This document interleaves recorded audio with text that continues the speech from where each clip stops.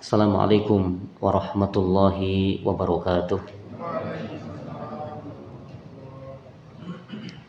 Innal hamdalillah nahmaduhu wa nasta'inuhu wa nastaghfiruh wa na'udzu billahi min sururi anfusina wa min sayyiati a'malina. May yahdihillahu fala mudhillalah wa may yudlil fala hadiyalah. Ashhadu an la ilaha illallah wahdahu la syarikalah wa ashhadu anna Muhammadan abduhu wa rasuluh la nabiyya wa la rasula ba'dah. Bapak Ibu yang kami muliakan, jamaah salat subuh Masjid Al-Falah yang semoga selalu dirahmati oleh Allah Subhanahu wa taala. Segala puji hanya milik Allah, Dat yang telah mencipta, memiliki dan mengatur alam semesta. Konsekuensi dari satu-satunya pencipta, pemilik dan pengatur alam semesta adalah dijadikan sebagai satu-satunya sesembahan yang berhak disembah dan diibadahi dengan benar, dan satu-satunya Dat yang paling berhak untuk mendapatkan pujian dan sanjungan. Salawat dan salam kita haturkan dan semoga tetap tercurah kepada suri tauladan kita beliau Nabi Muhammad sallallahu alaihi wasallam, kepada keluarga beliau, para sahabat dan siapapun di antara umatnya yang senantiasa mengikuti petunjuk dan sunnah-sunnahnya sampai hari kiamat kelak. Semoga kita termasuk orang-orang yang berupaya untuk menegakkan sunnah-sunnah beliau sampai akhir hayat kita. Bapak Ibu yang kami muliakan, alhamdulillah pada kesempatan pagi ini kita lanjutkan kajian kita pada surat An-Nazi'at. Ya, setelah kita menyelesaikan surat Abasa, kita masuk pada surat An-Nazi'at. Ya, silahkan Bapak Ibu yang bawa mushaf, ya, bisa dibuka pada surat An-Nazi'at, ya, surat yang ke-79. Seperti biasa kami baca terlebih dahulu dan Bapak Ibu dapat mengikutinya setelah kami. A'udzu billahi minasy syaithanir rajim.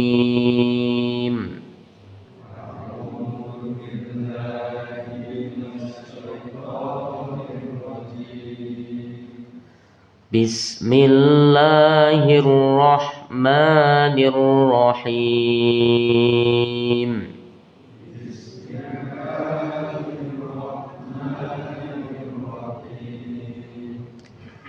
Wan nazi'ati gharqa.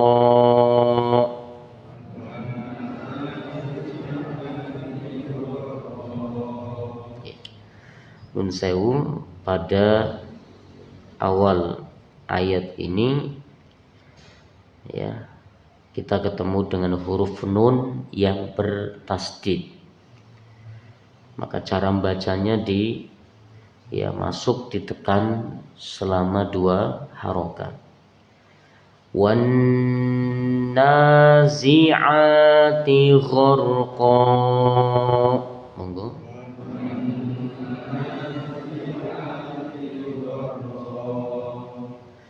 Wan nasyitati nashta.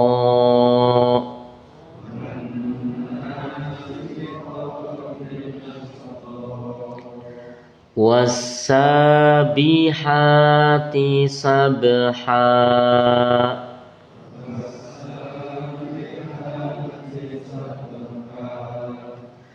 Fassabiqati sabqa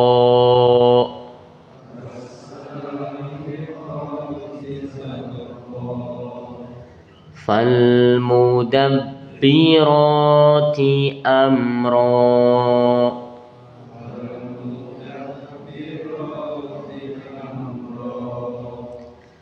yauma tarjufur rajifah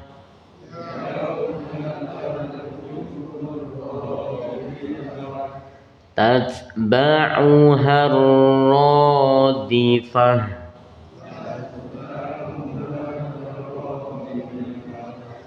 qulubun yawma idin wajifah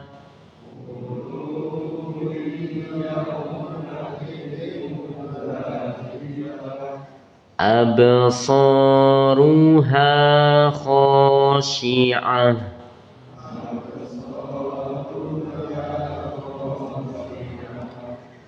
yaquluna a inna lamarduduna fil hafirah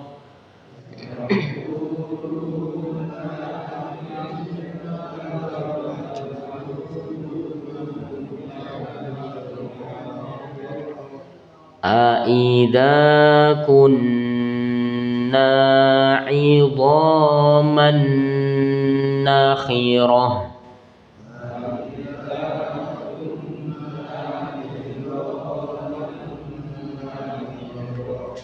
qalu tilka idan karratun khasirah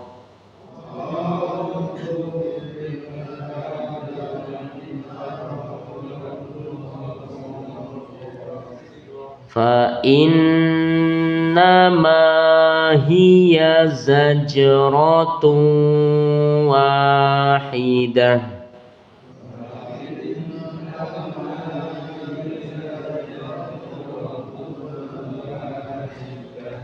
fa idahum bisahirah.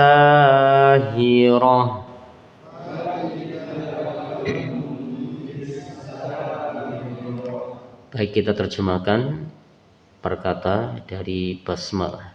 Bismi, dengan nama Allahi, Allah, Ar-Rahmani,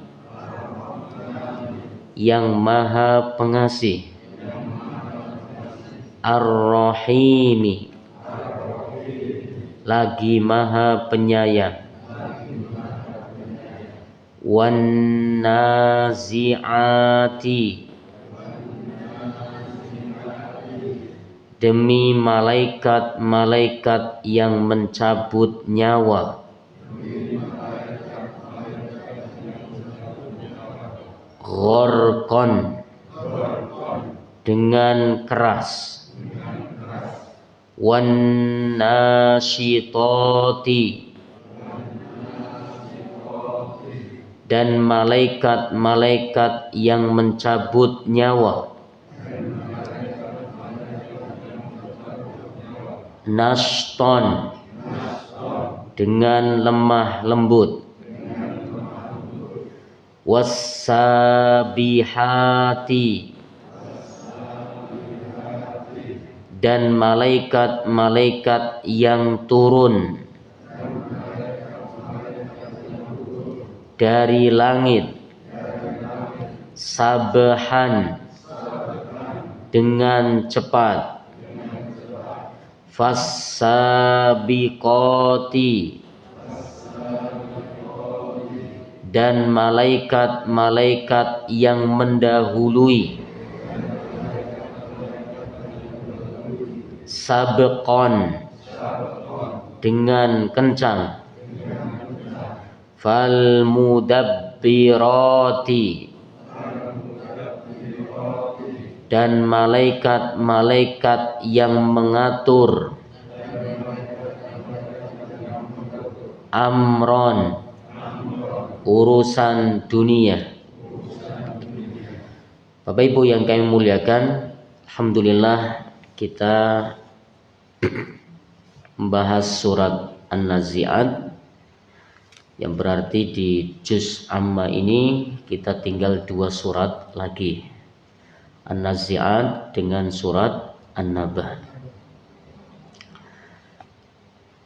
Di surat An-Nazi'at ini kata Al-Imam Al-Qurtubi rahimahullahu ta'ala, surat ini diturunkan di kota Mekah. Dalam tafsir disebutkan Makkiyah. Jadi surat dalam Al-Quran itu ada yang surat Makkiyah, ada surat Madaniyah. Makkiyah berarti surat itu diturunkan di Mekah sebelum hijrahnya Nabi ke kota Madinah. Sedangkan Madaniyah adalah surat yang diturunkan di Madinah.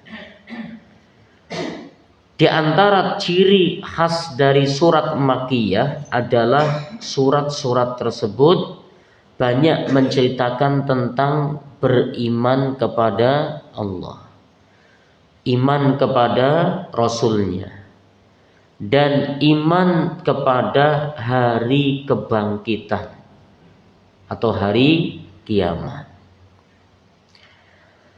Banyak sekali dalam surat-surat di juz amma ini kita dapati isinya adalah tentang kejadian dan peristiwa-peristiwa hari kiamat. Banyak sekali. Bahkan bisa dikatakan yang paling dominan dari juz amma ini adalah ayat-ayat yang berkenaan tentang hari kiamat. Di antara faidahnya adalah mengingatkan kita agar kita ini betul-betul mengimani, mempercayai bahwa adanya kehidupan setelah kematian dan adanya hari kebangkitan, adanya hari penimbangan amal, adanya hari penentuan dia menjadi orang yang beruntung sehingga masuk ke dalam surga atau menjadi orang-orang yang merugi sehingga Allah lemparkan ke dalam neraka. Dengan kita meyakini dan mengimani kabar-kabar tersebut bahwa akan adanya hari kebangkitan, akan adanya hari penimbangan amal, maka kita menjadi semangat untuk beramal soleh. Dan kita takut untuk bermaksiat. Kita bisa lebih menjaga lisan kita, bisa lebih menjaga sikap dan perbuatan kita. Jangan sampai ada unsur mendolimi orang lain. Nah, ini diantara hikmahnya. Maka Bapak Ibu yang kami muliakan, sedangkan orang-orang yang enggan untuk beriman kepada hari kiamat, enggan untuk meyakini akan adanya hari kebangkitan dan kehidupan setelah mati, mereka akhirnya cinta dunia yang begitu sangat dan enggan untuk mempersiapkan diri memasuki kehidupan akhirat. Akhirnya malas beramal. Bapak Ibu yang kami muliakan, maka ayat-ayat yang menceritakan tentang perintah beriman kepada Allah dan Rasul-Nya, beriman kepada hari kiamat dan peristiwa-peristiwa yang terjadi setelah kematian, itu banyak diturunkan di kota Mekah karena orang-orang musyrik Mekah ini mereka tidak mengimani Mereka tidak mempercayai akan adanya hari kiamat. Mereka tidak mempercayai akan adanya hari kebangkitan, hari penimbangan amal, hari pembalasan. Tidak. Mereka tidak meyakini. Makanya Allah Subhanahu wa taala menurunkan surat dan ayat-ayat dalam Al-Quran yang berisi tentang peristiwa-peristiwa dahsyat yang terjadi pada hari kiamat. Ini untuk mengingatkan mereka bahwa betul-betul bakalan terjadi, bahwa akhirat itu nyata. Yang namanya surga dan neraka itu nyata. Dan kehidupan akhirat itu adalah kehidupan yang kekal selama-lamanya. Sedangkan dunia ini hanyalah fana.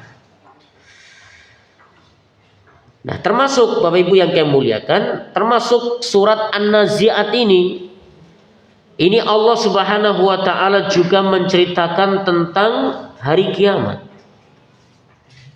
Tentang hari kiamat.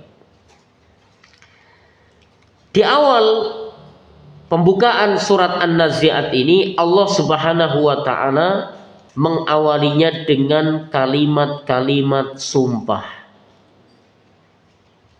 Dan sumpahnya Allah Subhanahu wa taala adalah dengan makhluknya yang mulia yang bernama malaikat. Ya, yang bernama malaikat. Allah Subhanahu wa taala mengawali surat ini dengan berfirman, "Wan nazi'ati gharqa." Demi malaikat-malaikat yang mencabut nyawa, gharqan, dengan sangat keras.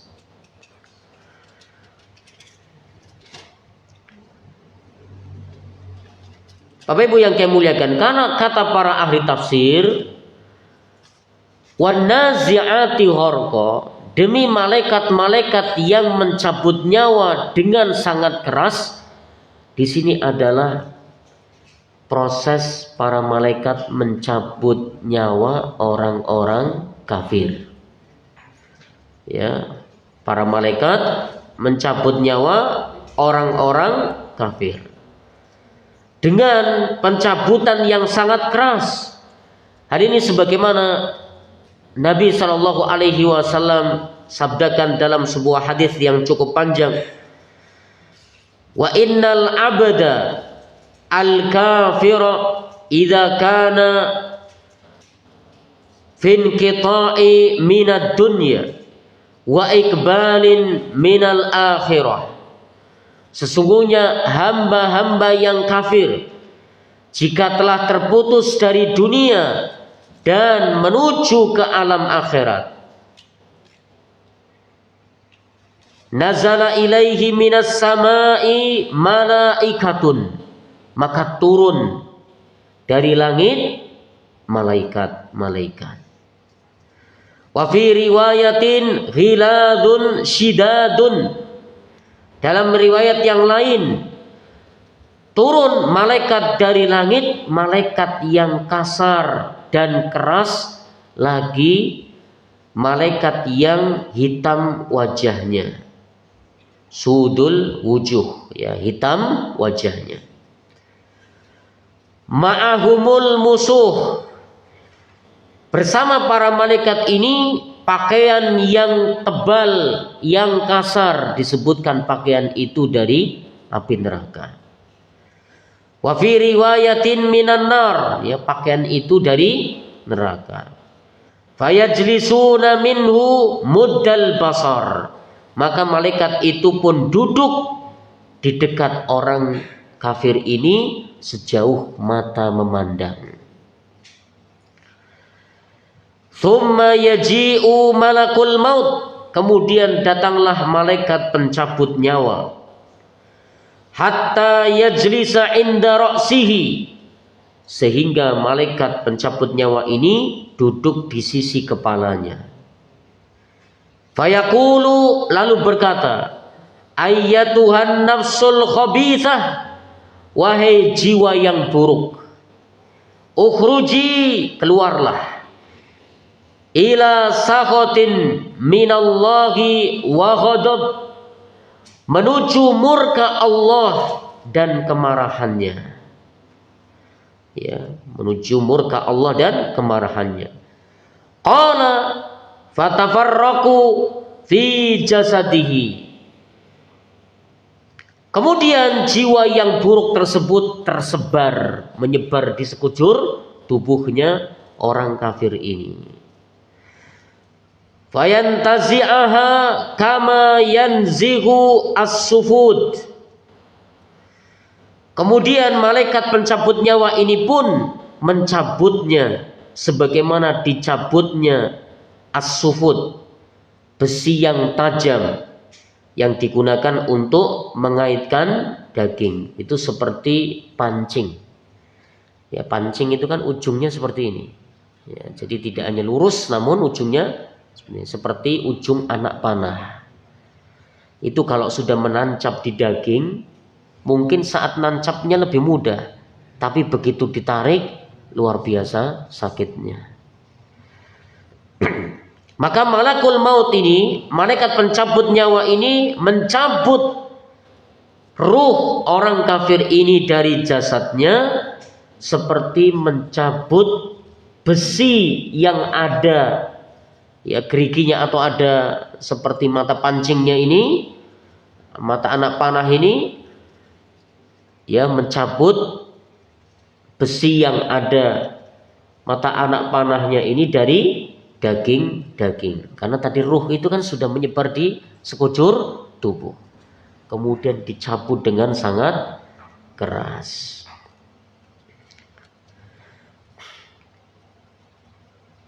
Bapak Ibu sekalian yang kami muliakan, hadis ini disebutkan dengan sanad yang sahih dari Imam Ahmad rahimahullahu ta'ala. Seandainya kita punya sepotong kain wol yang basah, kemudian di dalamnya itu terdapat duri-duri, maka untuk mengeluarkan duri-duri tersebut begitu susahnya. Maka sebagaimana duri tersebut dipaksa untuk ditarik dikeluarkan, maka mungkin akan membuat robek-robek dari kain wol tersebut. Maka sama, ketika ruh itu dicabut dari jasadnya orang yang kafir, itu seperti mencabut anak panah dari daging yang menancap di dalamnya. Dicabut dengan sangat keras, ini tentu seperti akan merobek-robek daging tubuhnya. Namun Bapak Ibu sekalian yang dimuliakan oleh Allah Subhanahu wa ta'ala, ini perkara yang gaib. Artinya tidak diketahui. Sedangkan gharqan, Allah Subhanahu wa ta'ala menyebutkan wan nazi'ati gharqa. Demi malaikat-malaikat yang mencabut nyawa, gharqan, dengan sangat keras. Gharqan dalam bahasa Arab, sebagaimana penjelasan Al-Imam Asy-Syaukani rahimahullahu ta'ala, gharqan itu adalah ketika seseorang menarik busur panah dengan kuatnya.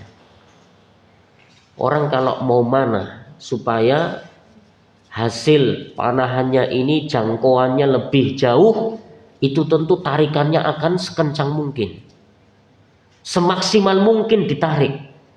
Nah, maka ini asal kata dari gharqan, artinya adalah menarik busur panah dengan kencangnya, dengan kerasnya. Maka seperti itulah malaikat pencabut nyawa itu ketika mencabut nyawa dari jasad orang kafir, seperti menarik busur panah dengan semaksimal mungkin. Itu gharqan. Di mana Al-Imam Asy-Syaukani rahimahullahu ta'ala beliau mengatakan, Ketika seseorang menarik busur panah dengan gharqan, yang berarti dengan sekuat tenaga. Dengan sekuat tenaga.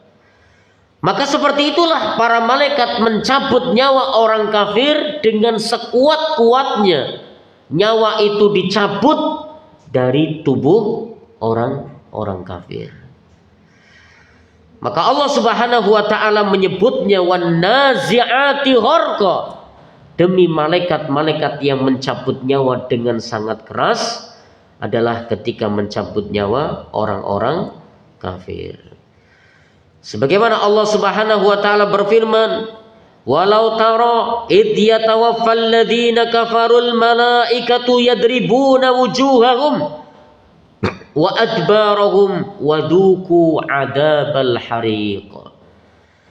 Kata Allah Subhanahu wa taala, dan sekiranya engkau melihat, sekiranya mereka melihat ketika para malaikat mencabut nyawa orang-orang yang kafir. Yadribuna wujuhahum, para malaikat itu memukul wajah-wajah mereka. Wa adbarahum, dan punggung-punggung mereka. Waduku, dan rasakanlah olehmu adzabal hariq, siksaan yang membakar. Jadi ini belum masuk alam kubur saja sudah disiksa pada saat dicabutnya nyawa mereka. Sekali lagi Bapak Ibu yang kami muliakan, tentu hal ini adalah perkara yang ghaib, tidak terlihat. Tidak terlihat. Artinya apa? Ketika nyawa itu dicabut, kemudian wajah itu dipukul-pukul oleh para malaikat, begitu pula punggungnya dipukul oleh para malaikat. Mencabut nyawanya seperti menarik dengan keras duri atau besi yang ada seperti anak panahnya ini yang sudah menancap di daging tubuh mereka, lalu ditarik paksa sekeras mungkin. Mungkin logika kita mengatakan itu daging sudah robek-robek, tidak berbentuk. Namun ini perkara yang ghaib. Perkara yang ghaib, tidak terlihat, tidak nampak. Sehingga mungkin sering kita dapatkan, walaupun mereka orang-orang kafir, namun ketika meninggal ini badannya nggak apa-apa kok, ya, badannya nggak apa-apa, nggak berdarah, dagingnya nggak kemudian terpotong-potong, tercecer-cecer, ya, wajahnya pun biasa. Iya, yang disiksa adalah ruhnya, Bapak Ibu. Yang disiksa adalah ruhnya. Yang merasakan betapa sakitnya ketika dicabut nyawa itu adalah ruhnya. Para malaikat mencabut nyawa orang-orang kafir ini dengan dahsyatnya. Seandainya Allah Subhanahu wa taala perlihatkan bekas dari cabutan nyawa dari orang-orang kafir, lalu daging itu sudah kemudian berceceran, berserakan karena daging itu nyangkut di ujung kailnya ini ketika ditarik paksa. Darah sudah berceceran kemana-mana. Wajah yang dipukul-pukul oleh para malaikat itu sudah menghitam, sudah babak belur. Begitu pula punggungnya. Tentu orang-orang yang lihat akan langsung beriman. Tentu orang-orang yang melihat dan menyaksikan bagaimana bentuk wajah, bentuk tubuh, dan anggota badan dari orang kafir yang dicabut nyawanya itu, seperti itu bekasnya luar biasa, dahsyatnya ditarik nyawa dari dalam jasadnya itu, maka pasti orang-orang itu akan langsung memeluk Islam. Ya, maka ini kan perkara yang ghaib, tidak terlihat. Seandainya mereka tahu, seandainya mereka melihat apa yang sebenarnya terjadi pada diri orang yang dicabut nyawanya dari mereka itu, mesti akan beriman. mesti akan beriman. Ini Bapak Ibu sekalian yang kami muliakan.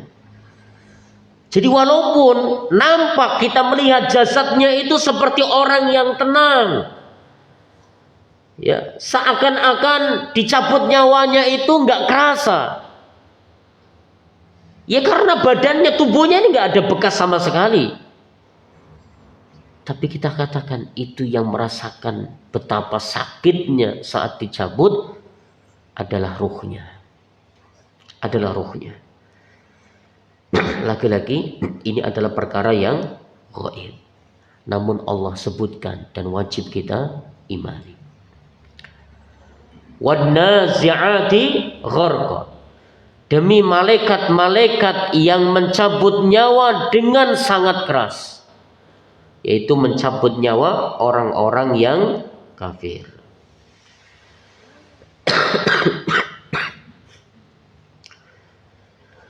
Kemudian Allah Subhanahu wa taala menyebutkan ayat yang kedua, wan-nasitati nashta. Dan para malaikat yang mencabut nyawa nashton, dengan lemah lembut. Para ulama tafsir mengatakan inilah cara malaikat-malaikat mencabut nyawa orang-orang yang beriman. Jadi malaikat yang dipakai oleh Allah Subhanahu wa taala untuk bersumpah pada ayat yang pertama adalah malaikat-malaikat yang mencabut nyawa orang-orang kafir, sedangkan malaikat di jenis yang kedua, di ayat yang kedua Allah sebutkan adalah malaikat-malaikat yang mencabut nyawa khusus orang-orang yang beriman, yaitu mencabut nyawanya penuh kelembutan. Hal ini dijelaskan oleh Nabi Shallallahu Alaihi Wasallam dalam sebuah hadis, di mana datanglah malakul maut, malaikat pencabut nyawa, alaihi salam, hatta yajlisa inda ra'sihi, sehingga malaikat yang mencabut nyawa ini duduk di dekat kepalanya. Fayaqul, kemudian malaikat ini berkata, ayyatuhan nafsut tayyibah, wahai jiwa yang baik. Wa fi riwayatin al-mutmainnah, wahai jiwa yang tenang. Ukhruji ila maghfiratin minallahi wa ridwan, keluarlah wahai jiwa yang tenang, menuju ampunan Allah dan keridhoannya. Qala fatakhruju, lalu keluarlah ruh ini, tasilu kama tasilal qitra min fisyiqa, ya, min fisyiqa. Keluarlah ruh ini dari jasadnya sebagaimana tetesan-tetesan air yang keluar dari ceret. Itu begitu lembutnya dan begitu mudahnya ketika air itu mengalir keluar dari mulut ceret. Hadis ini diriwayatkan oleh Imam Ahmad, Abu Dawud, dan Syalbani rahimahullah ta'ala menyatakan hadis ini sahih. Seperti itulah gambaran ketika para malaikat pencabut nyawa orang-orang yang beriman itu mencabutnya penuh dengan kasih sayang, penuh dengan kelembutan. Sedangkan ketika mencabut nyawa orang-orang kafir itu dengan kasarnya. Ketika ruh itu menyebar di dalam tubuhnya, dicabut paksa. Sekali lagi ini juga perkara yang gaib, sehingga tidak nampak oleh kita, tidak terlihat oleh kita bagaimana malaikat itu saat mencabut nyawa manusia, baik itu mereka orang kafir ataupun orang yang beriman. Semuanya hanya kita tahu dari penjelasan hadis Nabi Shallallahu Alaihi Wasallam bahwa orang-orang yang beriman dicabut nyawanya dengan penuh kelembutan, orang-orang kafir dicabut nyawanya penuh dengan kasar. Lalu Allah Subhanahu wa taala menyebutkan kalimat sumpahnya yang ketiga, was-sabihati sabha, demi malaikat-malaikat yang turun dari langit sabhan, dengan cepat. Bapak Ibu yang kami muliakan, para malaikat itu adalah makhluk Allah Subhanahu wa taala yang khusus. Yang khusus Allah ciptakan, yang begitu dahsyat gerak dan cepatnya pergerakan dari makhluk yang bernama malaikat ini.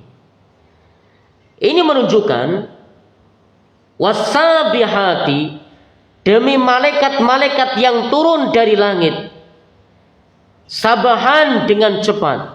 Ini menunjukkan bahwa ada malaikat-malaikat yang tugasnya di langit, ada malaikat-malaikat yang tugasnya di bumi.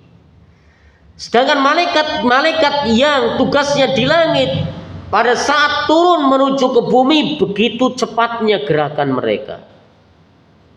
Dari utara ke selatan, dari timur ke barat. Bahkan sebagian ulama mengatakan kecepatan malaikat itu jauh melebihi kecepatan bangsa jin. Ya, jauh melebihi kecepatan bangsa jin. Ketika jin itu berpindah dari satu tempat ke tempat yang lain, kita tahu begitu cepatnya. Maka malaikat itu lebih cepat daripada geraknya jin. Karena Allah Subhanahu wa taala sebutkan dalam ayat ini bagaimana wasabihati sabha, demi malaikat-malaikat yang turun dari langit itu begitu cepatnya. Jin itu Bapak Ibu yang kami muliakan, disebutkan seringkali ke langit untuk mencari berita yang ghaib dari para malaikat. Jadi mencuri berita, dan cara mencuri beritanya mereka itu punggi-punggian. Ya, punggi-punggian. Dan kecepatannya jin ini tidak secepat sebagaimana geraknya malaikat. Buktinya apa? Di antara jin-jin ini ada yang terkena panahnya malaikat. Ada yang terkena panahnya malaikat. Ketika ketahuan mencuri berita di langit, kemudian malaikat pun melemparkan panahnya kepada mereka, dan sebagian jin itu terkena. Ini bahwa seberapapun cepatnya jin ketika bergerak, berpindah dari satu tempat ke tempat yang lain, itu masih belum secepat gerakannya para malaikat. Sebagian ulama mengatakan sebagai bukti kisah pada zaman Nabi Sulaiman alaihi salam, ketika Nabi Sulaiman alaihi salam akan memindahkan Ratu Balqis, kerajaannya Ratu Balqis menuju ke istananya Nabi Sulaiman alaihi salam. Jadi ke komplek kerajaannya Nabi Sulaiman alaihi salam. Apa kata raja daripada jin ini? Raja daripada jin, namanya jin Ifrit. Qala ifritu minal jinni, berkatalah jin Ifrit kepada Nabi Sulaiman. Ya, jadi Ifrit ini bagian daripada bangsa jin, ini rajanya. Ana adika bihi qabla an taquma min maqamik. Kata jin Ifrit ini, aku bisa memindahkan kerajaannya Ratu Balqis ini sebelum engkau bangkit dari duduk. Sebelum engkau bangkit dari duduk, kerajaannya sudah sampai di depan. Jin Ifrit ini mengatakan, wa inni alaihi laqawiyyun amin. Ya. Dan sesungguhnya aku adalah bangsa yang memiliki kerajaan, bangsa yang memiliki kekuatan dan dipercaya. Tiba-tiba ada yang lain lagi berkata, yaitu seorang yang soleh. Dia berkata kepada Raja Sulaiman, kepada Nabi Sulaiman alaihissalam, ana atika bihi qabla ayyar tadda ilaika torfuk. Aku bisa mendatangkan kerajaan Ratu Balkis sebelum matamu berkedip.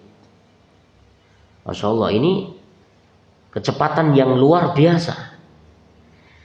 Maka disebutkan, sebagian ulama mengatakan, orang ini menantang kecepatannya jin ifrit ini. Orang soleh yang kemudian dia berdoa kepada Allah Subhanahu wa taala. Berdoa kepada Allah Subhanahu wa taala agar Allah beri kekuatan untuk bisa mendatangkan kerajaannya Ratu Bilqis. Ratu Balqis ini menuju Nabi Sulaiman alaihissalam. Maka siapa yang memindahkan ini? Bukan orang soleh ini. Namun Allah Subhanahu wa taala memerintahkan malaikat untuk memindahkan kerajaannya Ratu Balqis. Ini menjadi bukti bahwa betapa kecepatan malaikat itu jauh melebihi kecepatan dari bangsa jin. Bahkan rajanya jin, ifrit. Ini kecepatannya para malaikat luar biasa geraknya. Ya, secepat itu sebelum mata berkedip. Sedangkan jin hanya mampu sebelum bangkit dari duduk. Dan ini semua menunjukkan kehebatan para malaikat. Karena malaikat itu tercipta dari cahaya. Ya, mereka makhluk yang tidak makan, tidak minum, akan tetapi energi mereka yang luar biasa Allah berikan. Kemudian Allah Subhanahu wa taala menyebutkan ayat yang keempat. Fas-sabiqati sabqa. Demi malaikat-malaikat yang mendahului dengan kencang. Ayat ini sebagai tujuannya untuk memperkuat ayat sebelumnya. Bagaimana malaikat-malaikat yang turun dari langit ke bumi ini begitu cepatnya. Maka ayat ini menegaskan lagi, memperkuat lagi, fasabiqati sabqa. Demi malaikat-malaikat yang mendahului dengan sangat kencang. Ini menunjukkan bukti bahwa malaikat itu adalah makhluk Allah yang sangat dahsyat. Allah Subhanahu wa taala mengatakan, Alhamdulillahi fatiris samawati wal ardi ja'ilil malaikati rusulan uli ajnihatin mathna wa thulatha wa ruba' wa yazidu fil khalqi ma yasha'u innallaha ala kulli syai'in qadir. Segala puji hanya milik Allah yang telah menciptakan langit dan bumi, yang menjadikan malaikat-malaikat itu sebagai utusan-utusan Allah, yang para malaikat tersebut memiliki sayap. Di antara mereka ada yang memiliki 2 sayap, ada yang memiliki 3 sayap, ada yang memiliki 4 sayap. Bahkan Allah menambahkan pada ciptaannya. Kata Allah Subhanahu wa taala, innallaha ala kulli syai'in qadir. Allah Maha Kuasa atas segala sesuatu.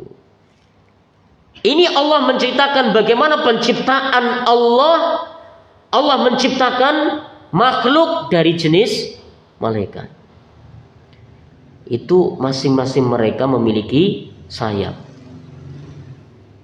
Dan di antara malaikat-malaikat ada malaikat yang memiliki sayap jumlahnya 600 sayap. Dan itu adalah penghulunya para malaikat, yaitu malaikat Jibril alaihissalam, yang bentuk aslinya, wujud aslinya itu memiliki 600 sayap.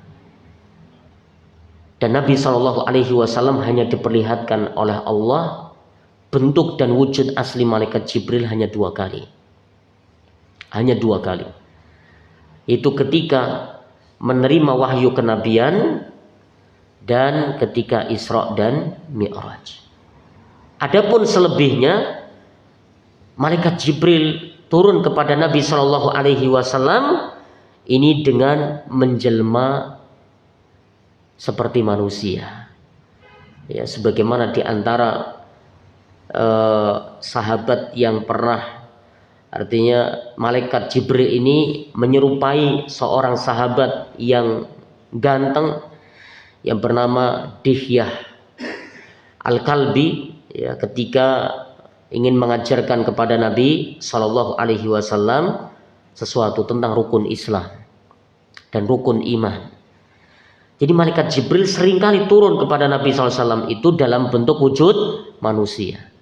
Sedangkan wujud aslinya malaikat Jibril alaihissalam ini memiliki 600 sayap. Bapak Ibu sekalian yang kami muliakan, namun malaikat ataupun jin keduanya adalah makhluk yang gaib. Tidak diketahui kecuali atas izin Allah Subhanahu wa taala. Malaikat ini bisa menyerupai manusia sebagaimana yang terjadi pada zaman Nabi Shallallahu Alaihi Wasallam dan umat-umat sebelumnya. Jin juga Allah beri kekuatan untuk bisa menyerupai manusia. Ya, bisa menyerupai manusia. Makanya kalau ada orang meninggal, tiba-tiba malamnya kok ya muncul lagi duduk di depan rumahnya. Nah, ini jin yang menyerupai manusia.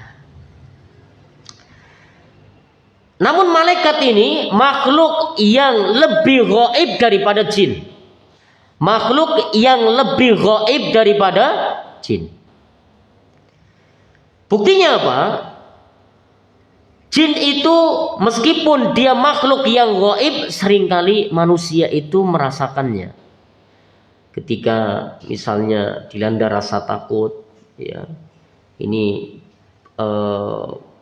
badan kita ini seperti ya, merinding, seperti ada jin yang datang mendekat pada kita. Ini bisa merasakannya. Begitu pula saat jin itu menampakkan diri, begitu pula saat jin itu kemudian mengganggu dengan suaranya, dengan benda-benda yang diperlihatkan bergerak oleh jin ini.